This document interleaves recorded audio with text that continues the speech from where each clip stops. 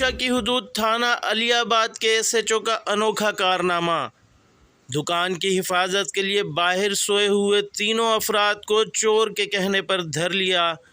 10,000 کے عوض رہائی پر مکینوں کا احتجاج، اعلیٰ حکام سے نوٹس لینے کا مطالبہ۔ اگی رات چور اتنے اگے بھی اصل مانا کافی چوریوں تھیوں تو مانا دکانوں جا تالا ٹوڑے موہرے دکان کا جنرل اسٹور کا بھی سامان کڈے ویا تقریباً 2.5 لکھ جو جی NC علی آباد تھانے دے داخل آئے۔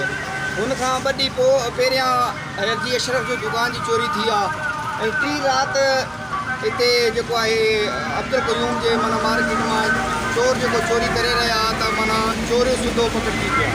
जेॾीमहिल पकड़िजी पिया त उहे छोकिरा जेका असांजा वाह थी विया हुते त चोर खे जेॾीमहिल पुलिस जे हवाले कयोसीं त पुलिस हुनखे पाण वटि थाणे वटि वठी वई। त हू चोर खां पुलिस पुछियो त बाबा तव्हां सां गॾु कहिड़ा माण्हू आहिनि? उहे ई माण्हू जेका असांजा पकड़न वारा हुआ चोर चयो त हीअ मूंसां गॾु आहिनि। असां SHO साहिब खे चयो त साहिबु तव्हां इन्वेस्टिगेशन कयो, इहे हाणे चोर आहे, इहे 100 माण्हुनि जो नालो वठंदो त फलाणो मूंसां गॾु आहे, तव्हां इन्वेस्टिगेशन कयो। इहे असांजी चोरियूं हिननि इलाही कयूं आहिनि अॻे बि, हींअर बि असां हिनखे पकड़ियो, हाणे पंहिंजी जान छॾाइण लाइ असां छोकिरनि जो नालो वठे थो, तव्हां इन्वेस्टिगेशन कयो। असां पंहिंजा छोकिरा जेका हुन नाला वरिता साहिब खे ॾेई बाबा तव्हां हिन खां पुछा कयो। SHO थियम आहे थियम।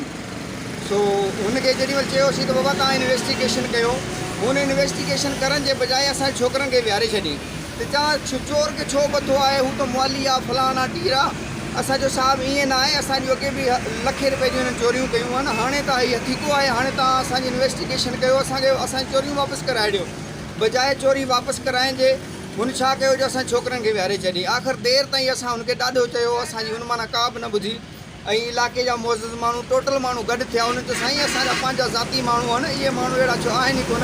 हिकिड़ो स्टूडेंट छोकिरो आहे, ॿियो बि छोकिरो नंढो आहे, जेॾीमहिल गोड़ ते ई सभु हुते विया आहिनि। हाणे हिन जा नाला खणे थो, तव्हां ॾिसो हिननि वटां का शइ मिली आहे या तव्हां इलाइक़े खां पुछो, पर माना हुन का बि न ॿुधी। आख़िर 10,000 रुपया जी मूंखे ॾियो त ठीकु आहे, न त मां हिनखे चलान थो कयां। असांजो छा सच कहिड़ी दुनिया ते तूं चलान करे थो?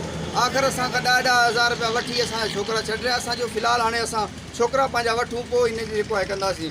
सो असांजी जेको आहे पुरज़ोर अपील आहे SP साहिब खां, IG DIG खां ऐं इंतिज़ामिया खां त अहिड़े करप्ट नाअहल SHO खे फिलफोर माना जेको आहे इंक्वायरी करे हटायो वञे ऐं इन जे ख़िलाफ़ कार्रवाई। علی آباد کے سراپا احتجاج مکینوں نے IG سندھ DIG شہید بےنظیر آباد SSP نواب شاہ اور SHO اعلیٰ حکام سے فوری نوٹس لینے کا مطالبہ کرتے ہوئے کہا کہ SHO کو فوری برطرف کیا جائے۔